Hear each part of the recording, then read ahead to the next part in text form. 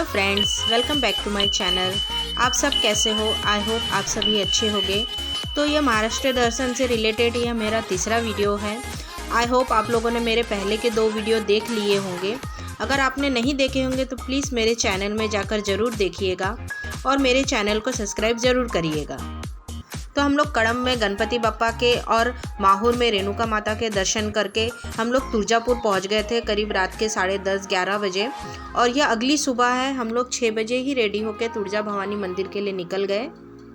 हम लोगों ने जहां रूम किया था वहां से वॉकिंग डिस्टेंस पर ही मंदिर था।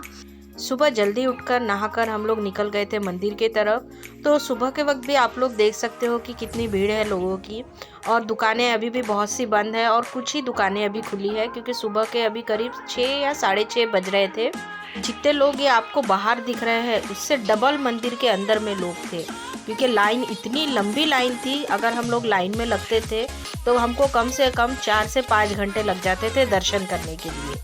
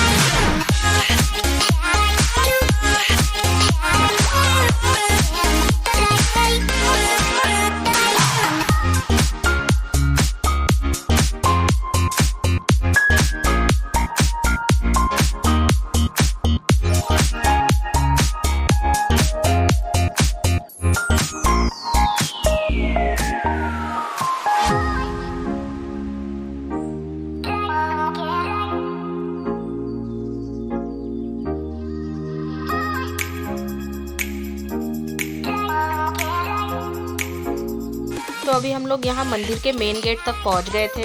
फिर हम लोगों ने यहाँ से प्रसाद लिया और अंदर की तरफ गए। यह मंदिर ऐसी दिखने में तो ऐसा लगता है कि ऊपर होगा, लेकिन जैसे ही हम लोगों ने एंट्री की है तो ऐसा लग रहा था हम सिर्फ अंदर ही अंदर, नीचे ही नीचे जा रहे हैं। यह मंदिर सुबह 5 बजे से रात के 10 बजे तक चालू रहता है।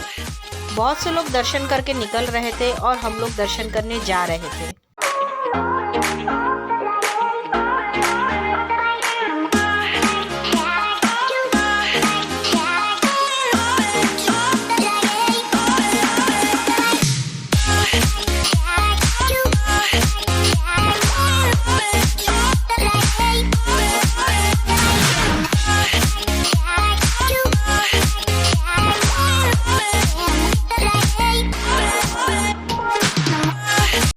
तो आप ये जो मेरे राइट साइड जो लाइन देख रहे हो, यह पानी के कुंड में जाने की लाइन थी।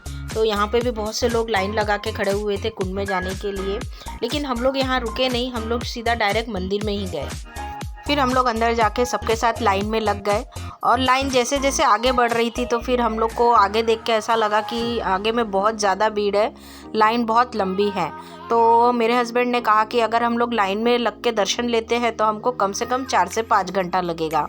तो वहीं के एक कार्यकर्ता ने हमसे कहा कि अगर आपको जल्दी दर्शन करने होंगे तो हम लोग पर पर्सन 100 रुपीज़ के हिसाब से लेंगे करके। तो मेरे हस्बैंड ने कहा ठीक है, क्योंकि अभी हम लोग यहाँ इतने देर नहीं रुक सकते थे, क्योंकि हमको अभी दूसरी जगह और भी जाना था।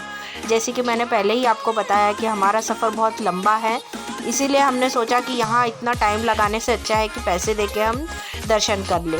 लेकिन इतना ही था कि पैसे देके आप थोड़े दूर से दर्शन कर सकते हो, और अगर लाइन में अगर 4 से 5 घंटा अगर आप खड़े रहते हो तो आप थोड़े पास से दर्शन कर सकते हो।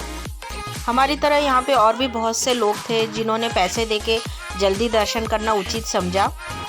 तो यहाँ पर आप देख सकते हो कि हम लोग सीढ़ियों से सिर्फ नीचे ही उतर रहे थे, क्योंकि मैंने आपको पहले कहा था कि यह मंदिर दिखने में ऐसा लग रहा है कि ऊपर में है, लेकिन जैसे हम लोगों ने एंट्री किया तो यह सीढ़ियों से सिर्फ नीचे ही नीचे जाना था, माने मंदिर बहुत ही अंदर के तरफ में था।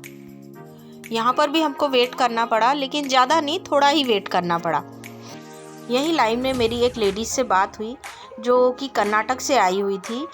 यहाँ पे साउथ से भी बहुत सारे लोग आते हैं, क्योंकि मैंने यहाँ देखा इंस्ट्रक्शन भी बहुत से साउथ की भाषाओं में लिखे हुए थे, क्योंकि यहाँ से कुछ किलोमीटर दूरी पर ही आंध्रा की बॉर्डर है, इसीलिए वहाँ से बहुत लोग भी आते हैं और ये देवी को सभी लोग मानते हैं।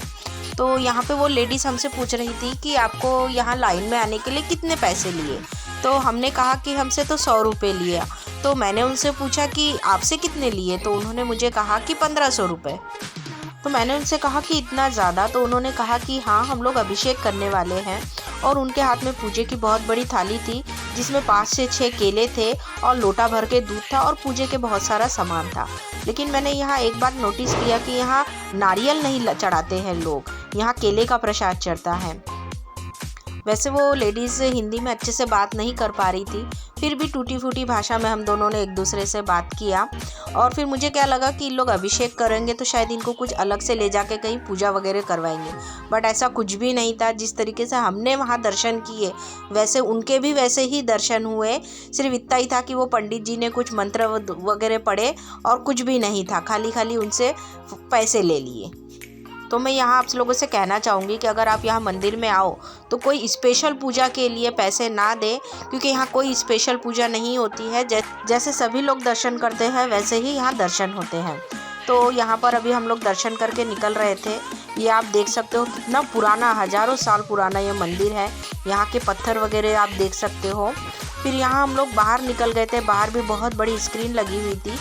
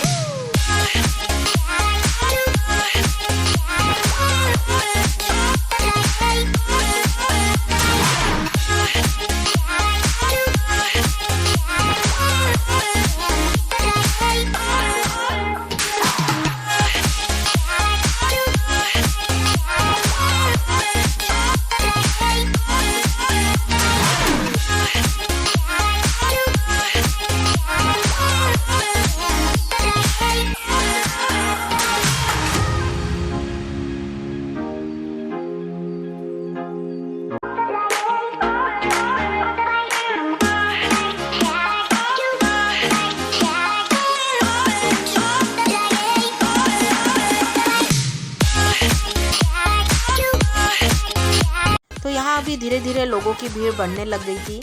हमारे तो यहाँ बहुत अच्छे से दर्शन हो गए तुळजा भवानी के। फिर उसके बाद हम लोग बाहर आ गए और हम लोगों ने नाश्ता किया। तो यहाँ साउथ इंडियन नाश्ता भी बहुत सस्ता और बहुत अच्छा मिलता है। यहाँ पे आपको इडली, डोसा, सांभर सब 50 रुपये में मिल जाएगा। आप बड़ी सी बड़ी होटल चले जाओ या छोटी से छोटे, और टेस्ट भी बहुत बढ़िया। तो अभी सुबह के करीब 8 बज रहे थे और 8 बजे के पहले ही हमारे सब अच्छे से दर्शन हो गए। तो अभी हम लोग यहाँ रेस्टोरेंट में आ गए थे। यहाँ पे हम लोगों ने नाश्ते का ऑर्डर दिया। मेरे दोनों बच्चों ने डोसा खाया और मैंने इडली और मेरे हस्बैंड ने सांभर वड़ा। नाश्ता करके फिर हम लोग अपने रूम में गए और अपना लगेज लेकर नीचे आए और फिर हम लोग निकल गए अपने अगली मंजिल की ओर। तो तुळजापुर से हम लोग करीब 9:30 बजे निकल गए थे। तो चलिए आज का वीडियो मैं यहीं एंड करती हूँ। आई होप आपको आज का वीडियो पसंद आया होगा और मेरे वीडियो को एंड तक देखने के लिए आप सभी को धन्यवाद। प्लीज़ मेरे चैनल को सब्सक्राइब ज़रूर करिए ताकि मैं आपको और भी अच्छी वीडियो दिखा सकूँ। तो अब तुळजापुर को अलविदा बोल के हम लोग निकल गए थे कोल्हापुर के लिए। तो कोल्हापुर जाने तक भी हम लोगों ने 2 से 3 स्टॉप और लिए और 2-3 दर्शन किए। तो वो सब वीडियो देखने के लिए आप प्लीज़ मेरे वीडियो में बने रहिएगा। मैं इसका नेक्स्ट पार्ट बहुत जल्दी लेकर आऊँगी। तो प्लीज़ मेरे चैनल को सब्सक्राइब ज़रूर करिएगा और कमेंट्स करना ना भूलिएगा। तब तक के लिए आप सभी लोग स्वस्थ रहिए, मस्त रहिए। जय माँ तुलजा भवानी की।